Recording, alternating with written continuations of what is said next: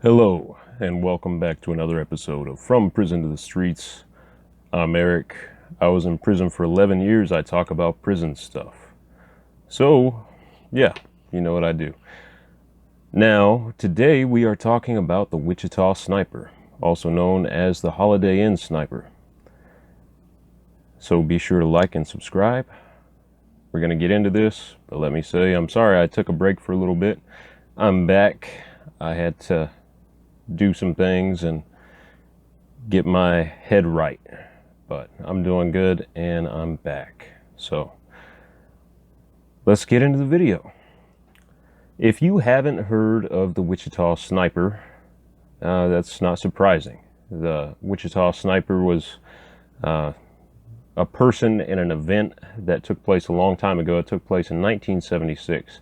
At that time, a man named Michael Souls went to the 26th floor of the Holiday Inn in Wichita, Kansas, pulled out a high-powered rifle, and he started shooting at people at random. He killed 3, he wounded 8. Now, unlike my video on BTK, I didn't see Mikey in passing or occasionally. I knew Michael Souls. I was in the same prison as him. He was in general population, and I saw him fairly often. I'm not going to say that we were best buddies, but I ate lunch with him on several occasions. I talked to him regularly. So I knew the guy. And unlike BTK, I actually liked Mikey. And I know that's weird because he did some bad stuff. You know, he killed 3 people, he wounded 8. Let's talk about the incident. I already covered some of the details. You know, he went up to the 26th floor, Holiday Inn, started shooting at people, killed 3, wounded 8. He was 18 years old at the time, and some of the cops from the Wichita Police Department, or maybe it was the Sedgwick County Sheriff's Office, I don't know, there were cops, they went up there, and they had a shootout with him. And he was hit several times with shotgun rounds. I think they had buckshot loaded in, and he gave himself up. And since that time, he has been in prison. Mikey is 63 years old, and he will be eligible for parole in July of 2027. Currently, he's being housed at the Larned Mental Health Correctional Facility. Now, that is a mental hospital within the prison system.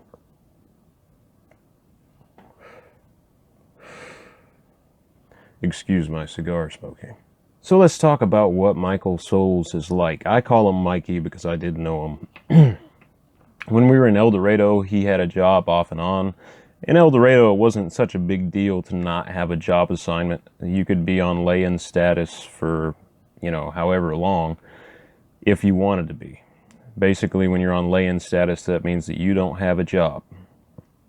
And a lot of guys, they don't want to have a job in the prison system because, frankly, it doesn't pay well. And it's kind of a thankless thing, you know. They work you to death and they pay you very little. They pay you, you know, between 25 cents and 60 cents a day in most cases. Sometimes you'll get a really good job and you'll make about $1.05 a day, but he had a job off and on. He is not in great health. He has a lot of joint problems and stuff. He walks with a cane, and I believe that's because of the shootout that he had with the cops when he was arrested. I left El Dorado in 2015, late 2015, I want to say, and something must have happened between that time and now for him to go to a mental health facility. Usually, especially when someone has done a lot of time, that will be, you know, a suicide attempt. And he's done a lot of time, and he's probably tired of being in prison. He went in when he was 18, and so it would not surprise me one bit if he tried to take his own life. The reason why I like Mikey is, in terms of prisoners, he's not a bad guy. And I say that from the perspective of a prisoner. You know, you're locked in there, everybody's guilty of something.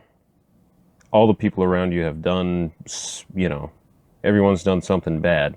Except for the guys that are legitimately innocent, but you never know who those guys are in most cases because Well, everybody claims they're innocent in prison, right? Very few people do what I did and say, hey, yeah, I did this, whatever. I'll take responsibility for it. A lot of people will claim innocence until the very end. Now, with that in mind, you have to look past what people have done, because you have to coexist with them for decades at a time if you have a decent amount of time to do. You know you're going to be around that person for years, maybe decades. When you're going to be around someone for years or decades at a time, you want to get along with them as best you can. So you try not to judge them based off of what they've done to end up in prison. But how he conducts himself in prison is very good. He's not a troublemaker. He's not gang affiliated. He minds his own business. He doesn't tell on people. He's very quiet. He's very polite and respectful. All of that will carry you very far in prison. If you're running your mouth constantly, someone's going to shut it for you. If you're disrespectful, someone's going to take care of that too. So you have to carry yourself in a certain way if you're going to survive in that environment for any length of time.